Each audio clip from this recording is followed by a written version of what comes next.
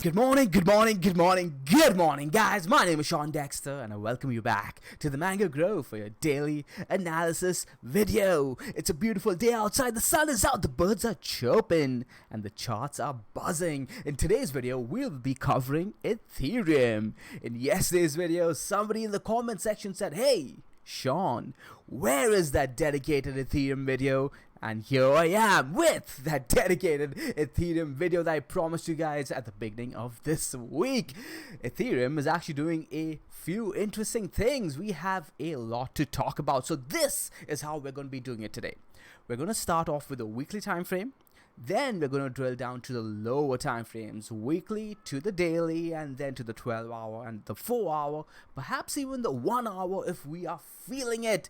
And hey, we just might be. I have a lot of energy today, but at the same time, I want to keep the video short. Decisions. Yo, we have the Mango Research Dashboard. Ethereum USD is, hey, 48% up since November 7th. 1 month, 50% on your ROI. Not bad at all, considering all you had to do was sit and do nothing ever since you took the trade, doing it the Mango way, doing it the stress-free way.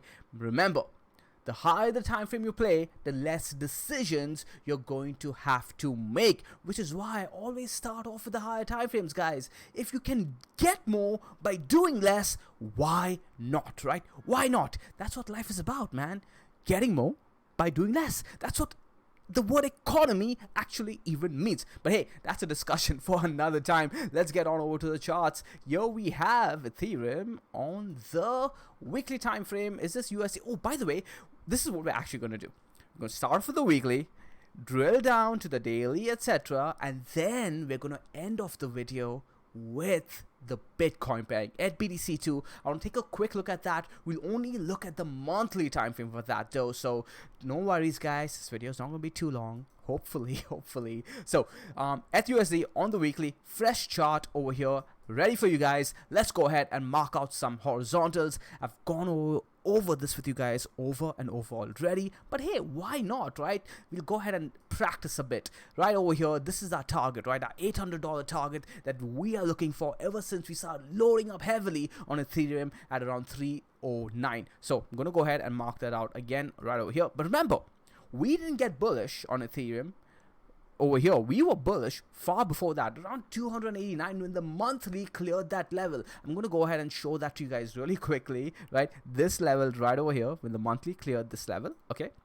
289ish, 290ish. We closed this candle above it. This monthly candle, the month of September, I believe, right? It was, or was it month of July? Actually, man, time is passing by so fast. Wow. So we closed 1, 2, 3 candles, got that retest of that weekly level, right over here, this weekly level right over here. Boom, candle close, retested it, consolidated, saw something else line up on the Mango dynamic as well. I'm gonna go ahead and show it to you guys really quickly. Boom, Mango dynamic, nice tight trend over here. Dashboard called this as well. This is why, by the way, the dashboard is so much stronger than it was before. A lot of people have been commenting on that. The returns have been really nice, and you're seeing now why, right? Because especially in the higher time frames, this is what I designed the algo for, to be able to be tighter on the higher time frames while still giving us those nice trending moves and support and resistance plays as well. So you saw that level line up. The candle closes above the Mango dynamic while giving us the retest of the major level on the weekly time frame, which also coincided with that monthly close over that 290 level. So we got that right. Now, what were we looking for after that? Well, we put in a bull flag like consolidation over here, put in this candle right over here that gave us that wick high to base our next trade off, right? 489. Been talking about this for weeks and weeks. Even though we up thrust above it, we said, hey, we will be patient, we will wait for that 489 trade. Got that 489 trade, loaded up some more. Actually, we did load up a little bit more above this level right over here, right? This bull flag like consolidation that we failed to break above, put in this candle that we took the 489 trade off, but there was another level underneath that mattered as well, which was 435. Now, the reason I'm going through all of this with you guys is to show you my mindset, to show you the breakdown of how you take things step by step and build a trending trade for a bull market. And this could work the other way too. This could work in a bear market. So what was the first step? We identified the monthly level that we are looking for, right? I'm going to go through this with you guys again. Monthly level, 285. We were waiting for this to break. In fact, okay, going back in time with you guys, let me find my drawing tools, my brush. When we tested this over here, we're like, damn, right? This monthly level that we are looking for it to break, put in a possible W-like formation, and then break towards the upside. It didn't happen. What instead we got was the Corona candle. Yes, we bounced, tried again, broke it over there, got the retest right over there, and that's when we really added to our position. Because remember, you can always build step by step. You can take an initial position, because we don't know if you're going to get this retest, right? So what you could do, if you are worried about missing out on a retest, but at the same time you're worried about missing out on a move towards the upside without having a position, you can get a partial position, hold off on the rest in case the retest does come. If the retest does come, add on to your position. You're good to go. You're strong on your trade. So that way you're not feeling, damn, I could have waited and got a better position, because you never know what the market's going to do. Market may run away from you. Market may pull back and give you the retest. You stay stress-free. You state mango. What does that even mean? You guys know what I mean though, right? Do it, mango, and you will get the mango life. So what's going on over here now? After that, we go back on over to the weekly. We put in that bull flag over here, and now same story, right? Just like how in the monthly time frame, guys, we were waiting for that monthly to break that W-like formation towards the upside, but it didn't happen, right? It didn't happen, but that patience paid off. We waited. Similarly, over here, we are looking at this bull flag-like formation to break towards the upside. We got the break. We put in this wick high over here. This candle was green initially, but then towards the end of the week, boom, dumped towards the downside. Okay, it sucks. We didn't get the trade we were looking for, or the up thrust we were looking for, but nothing really changed. We stayed. This, however, gave us that monthly retest that we were looking for, that on the monthly chart, right? But look at how many weeks it took, guys. This is the weekly time frame. 1, 2, 3, 4 weeks. And then on the 5th week, when you're feeling bullish that it's gonna break, that's when Ethereum gives you that retest of that major level that you were looking for at around $310. Consolidated for weeks. This was a horizontal right over here that we broke towards the upside. I didn't add in this one. What I did do, however, was on this break, right? This was that validation. Because remember, over here, we proved that it was a major level. 1, 2, 3, 4 weeks, 5 weeks of consolidating against it, we proved that this level is going to be key. Soon as we confirmed the level above it, got the retest, boom, that was your opportunity to build your trade even more. Because as soon as you have a level that you have conviction in, that level is your risk management level as well. Because now I'm stress free, because if we break this level again, if we close a candle underneath it, I simply get that position out and just wait, right? Because then what would have been happening is we're putting in a consolidation like this. I would have tried perhaps for this instead, right? So you guys are getting a glimpse on how I break down my trades, how I build a trending trade for a bigger run towards the upside, or hey, even perhaps towards the downside. In crypto, however, especially Bitcoin and Ethereum, the easier trades, or rather the bigger, longer trending trades, happen to be on the bull market side, because the downside is just straight down, right? It happens so fast. For example, right over here, it happens so fast. You don't really get a chance to build a trade. All that you do is get a position in, and you better be there in time, or hey, you're going to miss out on the opportunity. However, Ethereum towards the upside does give you that opportunity to build, as long as you don't let the downside hits scare you into building that position. That's what really gets people. Now, same story. We marked out the wick high, marked out the wick low over here, used that to build a position towards the upside. Now again, we came and retested it recently, just last week, 489, 490-ish, call it what you will, got the retest. We were patient.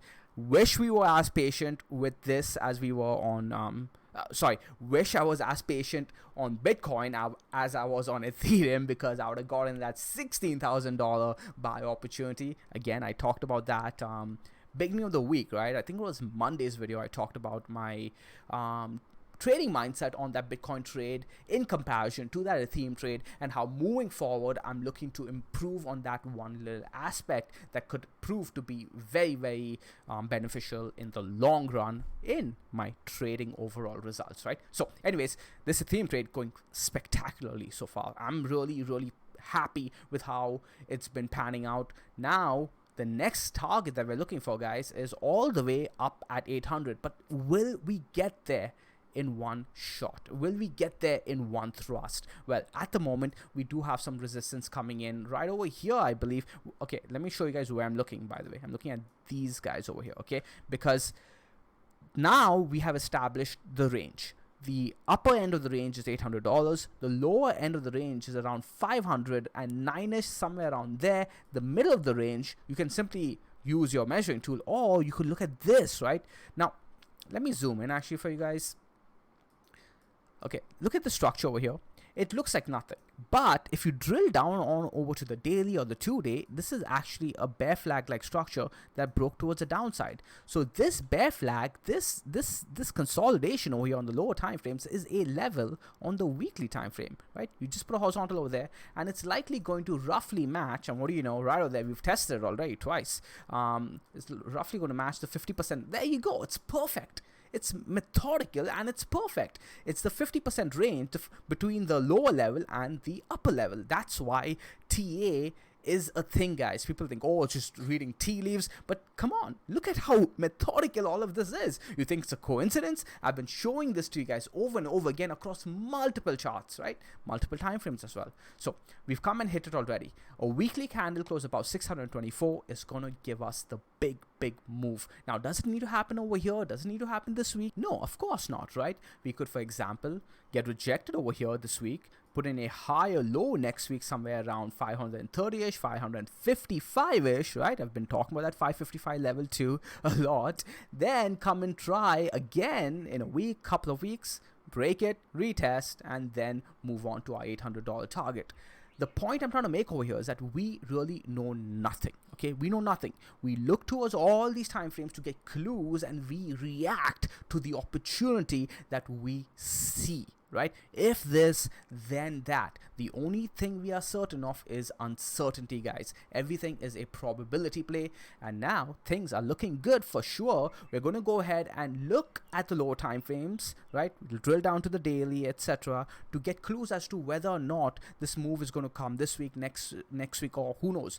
So here we are now on the daily time frame, and we still have all our horizontals marked from our weekly time frame, and you're seeing how well the daily has been respecting these levels, right? Let me go ahead and just delete all these scribbles for you guys so you guys get a clean look at what's going on over here, right? So you mark out your levels on the weekly time frame, and then it's completely fine to be looking at your lower time frames to, one, get good entry opportunities, or two, get good exit opportunities. But wait for the daily candle close on the higher time frame before you make your decisions on those entries and your exits. Remember, on my Bitcoin trade, for example, right, I decided, hey, you know what, I took my trade on the $17,200 level on the 4-day time frame. Now, regardless of whether the charts are looking good or not, I am invalidated, so I'm going to get out of my trade.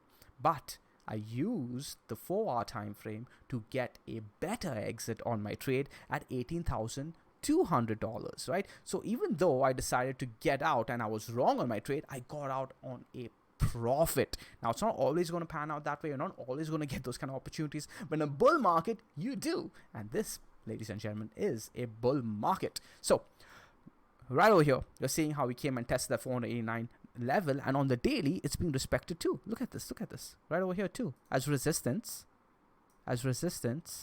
flipped, came back, retested, bounced to the top. Now, what are the scenarios that may pan out from here? Well, we could break right over here. We could break right off this level right over here in the next day or so, and this is going to essentially be a bull flag that breaks towards the upside. I am gonna venture a guess that on the lower time frames, this is likely a ascending triangle like formations. We're going to go ahead and take a look. I haven't looked at the lower time frame, so it's going to be a fresh look for me. that will be very, very interesting. So we'll go ahead and take a look at that. But this may actually turn into a bull flag on the daily that breaks towards the upside. It'll be really interesting, and it'll likely take us all the way up to our $800 target eventually in the next, like, actually it happened faster than we think. If we do break this level, this is going to be key. It's going to be volatile towards the upside. So we'll wait for that. This actually may also be a cup and handle in the lower time frames now that I look at it. Again, we're going to have to get Krisha's input on that, because she is the pattern queen. We'll wait for her video perhaps next week on that, but this will likely break by then if it's as bullish as I think it is. So that's the daily. We can take a look at the Ichimoku, but my trading view is giving me issues. You guys can see this right over here. Study error. Trading view not being very, very nice to me today. So let's go ahead now and look at the 12-hour time frame. Then we look at the 6-hour and then the 4-hour time frame. 12-hour too, respecting these levels very nicely. That's how you know, guys, that these levels are easy to play. You find an easy level to play, and that is your mango way, your stress-free way, right? You don't have to make things difficult. Remember, in this game, you get to decide how easy or how difficult you want to make it for yourself. And the newer you are as a trader, the easier you want to keep it. Okay, no other profession allows you to choose your playing field. Here you get to choose. So use that advantage, guys. You don't have too many advantages in this game, and you are playing against sharks. So pick your battlefield. So what am I looking for? Two 12-hour candle closes above 624, which matches the daily levels too. Then we are likely going to make our way to around $800, right? However, if we start closing candles underneath 583, I think we're going to make our way, first test this level, of course, at around 555, but eventually make our way down to around 500-ish to around 525-ish, right? This zone over here. So essentially your range, right? Mid-range, 620, to the bottom of range, 490-ish. You just play this range now, and it's going to likely give you a clue as to whether this wants to trend like this. Okay, do we put in a high or low somewhere around here, and then this forms into an ascending triangle, or the bearish side of things is that we do, let me go ahead and delete this actually for now, we do something like this, right? That could happen too, in which case this is going to be an M-like formation. We break this towards the downside and make our way. Ooh, I don't want to think about that though.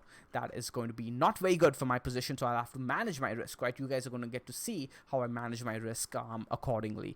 But it's not any different from how I do things, but I guess every example helps. Alright, so now let's take a look at the 6-hour time frame, and remember, guys, we're looking at the lower time frames just to get a clue as to whether or not we get that break on the weekly time frame in the next couple of days, or are we going to take some time before we do it. At the very least, we'll have some if this then that conditions to help us prepare for a trade opportunity. Okay, so okay, 6-hour over here again. This looks interesting because we did consolidate sideways over here, right, against this breakdown over here. Because remember, this up thrust towards 630 around, well, a couple of weeks ago now, was the reason, or was the breakdown area from where we drove all the way down to around 490. That was the buy opportunity that we took, and now we consolidated against that cluster. I'm just going to go ahead and mark out this order box right over here, right? Boom, right over there. And now we're going to delete it to keep our charts neat. You see how we consolidate against it? This candle over here, right? Now it's not as actionable because by the time you guys get this video out, it'll be an hour or so. I don't know, depends on how long YouTube takes to actually process the HD version of this. But we got the candle close, or rather in 23 minutes, we're likely going to get the candle close above the 599 key level, as well as we've taken out the high over here at 604. So this is a good candle. And have we already gone and tested the high of this region? Have we? Yes, we have, right? Pretty much. So now the question is, do we come down and retest 605? Okay, this is all lower time frame stuff, guys, that I'm talking about, but I really recommend you guys just listen to it for experience, but don't try to trade this, all right? None of this is financial advice, but I wouldn't be too surprised now that if we come down, retest this level over here at around 603, and then try to break the zone towards the upside. In that case, this is going to actually, I guess, pattern traders would call this a cup and handle. What do you guys think? What do you guys think? Right? Your cup and your handle, and break towards the upside. Usually the handle does look like a bull flag, and we talked about how on the daily this is beginning to look like a bull flag. So let's go ahead now and look at the 4-hour time. This is what we're going to do. Look at the 4-hour time frame, see if we can garner any more information, then look at the 1-hour time frame, and then circle back to the daily, 12-hour, 6-hour, and look at all the momentum oscillators and see whether the momentum oscillators are lining up with our analysis. So you guys are getting a more deeper peek into how I kind of get a clue as to what is to come. So again, let me go ahead, clean up all of this. Not interested. Look at the 4-hour. Just a quick look, guys. Very similar to what the 6 hours telling us. So again, we don't need to spend too much time over here. No reason to stress out. And look at the 1 hour quickly. What did the 1 hour do? The 1 hour actually did have, okay, this is what I was talking about. The 1 hour did have something going on over here. Actually, what I'm going to do is I'm going to use one of these tools over here to keep things neat. Triangle. Do you guys see this? Right, an ascending like triangle. I'm not too good at drawing with these tools over here. Okay, so this is it right over here. Right over there. So we had an ascending like triangle. Broke towards the upside. It's actually perfect. Damn. I hope you guys can see it. Ascending triangle from here to here to here to here. Broke towards the upside just a couple of hours ago. Got the retest. And now we're seeing the follow through towards the top of this level right over here that we have marked. Ooh, we closed above it. Retesting it as we speak. This is a trade opportunity on the low time frames for you low time frame traders, and likely gonna make our way first to around 620ish. Probably test this high over here at 620, and then do we actually get the break of 624ish? We'd actually need to close a 1 hour, if you're looking at the 1 hour, of course, above 629, as well as take out the high over here at 636 for the big move. But this is beginning to look good. Ethereum's actually looking good across all the time frames right now. So that's actually really interesting. I expect to see some weakness on the lower time frames.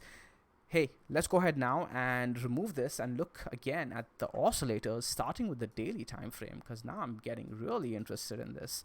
Okay, Ethereum, what do you got to say? Let's go ahead and look at our oscillators. This is looking strong. Swing towards the upside, not even testing the 50 area, crossing at the 65 zone over here. We actually did have bullish divergence over here, right? Do you guys see it? I'm gonna go ahead and mark it out for you guys. This area. So this, we already had the move though. This bullish divergence already played out, unfortunately. Did I talk about this in a few videos ago? I'm not sure. It does seem like I may have. Let's go ahead and look at the 12-hour oscillators. Daily momentum is looking good. Daily momentum does look like it wants to test the high of around 624, by the way, okay? Just FYI. 12-hour oscillators looking like they may want to swing towards the downside, especially at this area over here. Is not the best look. At the moment, it's not the best look, but the 12 hours not closed yet. What happens in the next 19 minutes, as well as the 4 hour that follows after that, is going to be really key. If this 12-hour momentum oscillator on the stochastic stays open and then creeps on over above the 80 zone, and then the 4-hour oscillators also start swinging towards the upside and continue, right? Then the next 12-hour candle is going to live, or the 12-hour oscillator is going to live in the 80 to 90 bullish criteria zone, kind of like how we did over here, and it's going to give us a nice move, perhaps lead towards that $800 target. Again, I don't want to get too excited just yet. We have to wait for all of that to happen. At the moment, we're against resistance, and this could swing down, and this may end up swinging down, right? So let's wait and see. Now we can go ahead and look at the 6 hour, see what's going on over there. Ooh, guys, 6 hour wants to swing and cross bullish. Interesting. 6 hours closing in 18 hours. Oh, sorry, 18 minutes. 4 hour, let's go ahead and see what's going. Oh my God, the 4 hour is actually looking really good. Look at that, it's already crossed and now widening towards the upside. It may actually want to go this way, which would lead the 12 hour to stay in the bullish zone and also continue its trend. Again, this is all looking very good, but we are up against resistance, and the weekly resistance may step in at any time and stop the show. Because remember, guys, there are many 12-hour candles, many 4-hour candles and 6-hour candles, and a few daily candles left before the weekly actually finishes. So we may see all of this swing towards the upside, and then just before the weekly actually closes, everything comes back down, right? There's enough 4-hour candles, enough 12-hour candles to have a move towards the upside as well as a move towards the downside. What we want, however, is the 4-hour, the 6-hour, and the 1-hour to push everything towards the upside so that the daily actually swings and stays here. That's what we want. That's the bullish move that we're looking for. So let's now end off with the 1-hour time frame, see what's going on over here. I do apologize for swinging between time frames so much, guys, but I do hope this video ends up being useful, educational, and beneficial to you guys. And again, we already talked about the 1-hour has broken those key ascending triangles and the structure over here too, and it does look like it's retested and wants to continue on over to the upside. Oscillators are saying the same story over here, nothing different. Looking good, guys. This is looking good. Again, let's go back to the 4-hour and see if we are looking at that cup and handle. Yep. Let's go ahead and do a measured move now for this.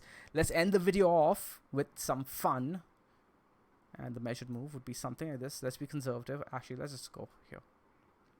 We are looking at a target of around 766. So this does line up with a move all the way up to around that 788 target on our weekly time frame. But remember, guys, I do have a level at around 666 that I talked about in yesterday's video too. That would be a pit stop at the very least if we actually get that up thrust, right? Now, again, I recommend conferring with Krisha as to whether or not this is a legit cup and handle or not, because I may just be seeing things. Again, another thing to keep in mind is that I am in position, so I do have biases, right? So let's go ahead and talk about downside targets to wrap up the video. Of course, I want things to move towards the upside, but we have to be cognizant of the downside. This is going to be an important wick low on the 4-hour time frame. Closing a 4-hour candle underneath over here and taking out these lows is going to be good enough for me to be looking for a move all the way down to around 550-ish again, right? This level right over here. And 555 has been a level again that I've been talking about. 666 and 555, two levels that nobody else has been talking about that I talked about. And again, 489 was another key one. So if we lose 555, likely going to come back and retest that 500 to 490 level. We lose that as well, we're likely going to test 433. We lose 433, likely we don't want to lose 433, but if we do, we'll do a video when we do. That being said, guys, I hope you enjoyed this video. If you did, please leave a comment down below. The bots have been annoying me, and I hate that the bots are owning the comment section. Help Mango out and retake the comment section. Fight for the comment section. Throw a comment, throw a like, and if you haven't yet, throw a subscribe. Until then, I'll see you in the next one. Do it the Mango way, do it the stress-free way. Ciao.